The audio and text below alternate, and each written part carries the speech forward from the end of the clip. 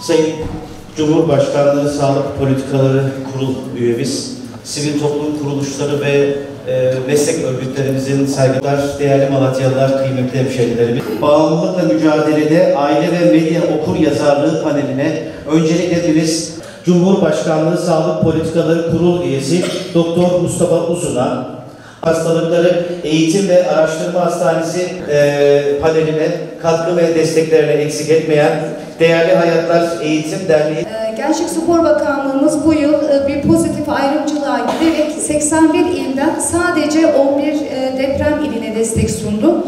Afetten etkilenen gençlerin desteklenmesi projesi kapsamında düzenlediğimiz panel doğrultusunda bir aradayız. İnşallah kıymetli ekibimize Ankara'dan geldiler. Şehrimize misafir etmek bizler için çok özel, çok önemli. Yine sizlerin katılımları ve aynı zamanda işbirlikleri. Bunları çok önemsiyoruz. Tüm gücümüzü devlet büyüklerimizden, yerel yönetimlerimizden, aynı zamanda kurum müdürlerimizden alıyoruz. Bu anlamda Malatya çok nasipli bir şehir.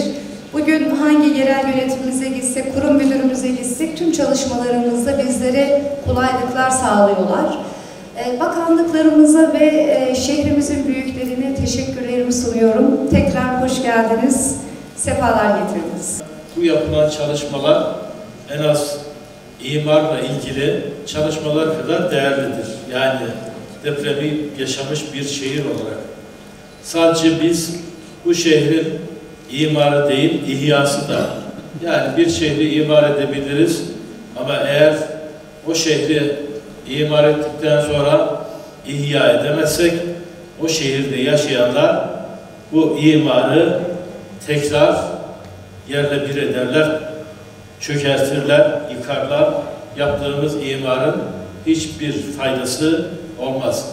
Dolayısıyla toplumların bence en önemli hadisesi ihya edilmesi.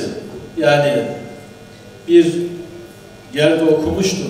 İkinci Dünya Harbi'nden sonra toplandıklarında ilk nereden başlayacağız diye Almanya'nın kalkınması için herkes fabrikalar kuralım, şunu yapalım derken birisi diyor ki orada, özetle söylüyorum, okulları açalım. Ya ne alakası var? İşte millet aç, susuz, fabrikalar işsizlik falan deyince tekrar bir toplantı yapıldığında diğer söyleyenler, öneri getirenlerin hepsi diyor ki ilk okul açalım. Onun için de bugün burada yapılan bu çalışmalar gerçekten şehrimizin ihyası açısından çok değerli ve önemli.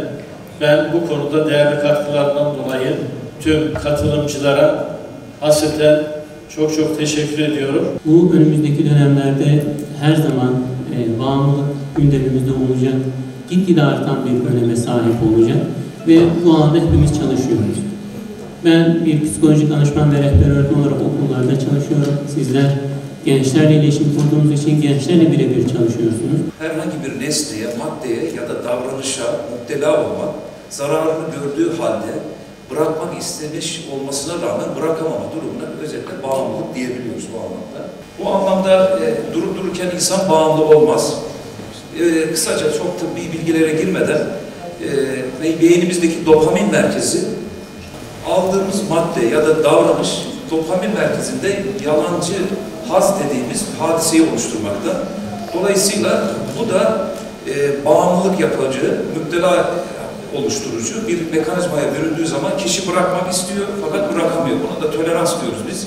Sahte bir iyi oluş hali oluyor. En çok da 15-34 yaş grubunda oluyor. Çünkü bizim ön beynimiz var beyin sistemimizde, merkezi sinir sistemimizde. Burada beynimizin polisi diyebiliriz buna. Doğumdan itibaren 25-21 yaşa kadar bu olgunlaşabiliyor. Fakat bu olgunlaşma esnasında çocuklara hedef alması nedenlerden biri de bu. Gençlerimiz buna beynimizin polisi dediğimiz ön beyin tam gelişmediği için daha çok yatkın hale gelebilmekte. Yaklaşık madde kullananların %80'i de 15 ila 34 yaş grubunda görülmekte.